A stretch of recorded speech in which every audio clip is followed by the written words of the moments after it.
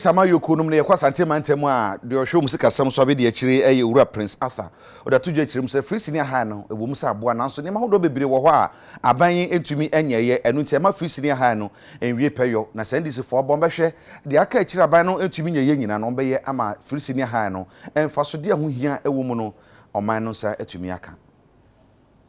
NDC amanyoko no sika krafo abedi akire wa Asante mantemu ha ne owura Prince Arthur na wode atodwa akire mu se free senior high school no eye nanso how bebre na ewom ne senti no ebra so se Ghana fo ebeto aba ede ama NDC amanyoko no se ne be ya wo ba obeba besiesie sa wo how ni nyina na ama Ghana free senior high na koyie na ngomasua so atumpon ensemi owura Prince Arthur editor UTV semtrofo enim ebra na won munipa wa paw no se won primra hyebedwa adwa wa Asante Akim about one person so na woda na di woto aso ekire mu se National Democratic Congress na NDC amanyoko no aye krado se wode nioma nyina gu akwama eye papa ebeboa ama Ghana afa ne ntoma pefra nti Ghana fo entom fama we san se nei atameshi se ne be ye obetimi aba beji Ghana fo free SHS yes nanado di aba se the flag bearer kan say free SHS has come to stay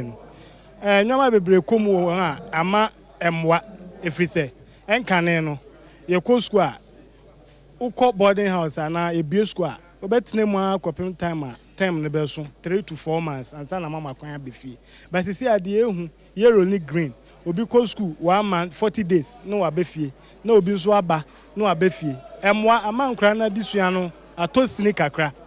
enna ye ka se nyame ya adom na Ghana fo e de 2 minimum ya ye ba ne aba be yi double track system ne fro se e be ya free SHS ne be fa ne tuma pay fra nipa wo pray Asante Akim North abaton pesua ne so mrahye bedwa adwa no ewo NDC edimu ne Alhaji Adam Sule Yusuf okasai no woche se wosusu se wonum betimi adi nkunim ne ehia ne se wobeka won ho abomu aye baako sa agogosi tuwe enso mmro ya hode so NDC ya hode so se one day bi ye beka se NDC ni na MP ewo Asante Akim North but about adwuma ewo se ye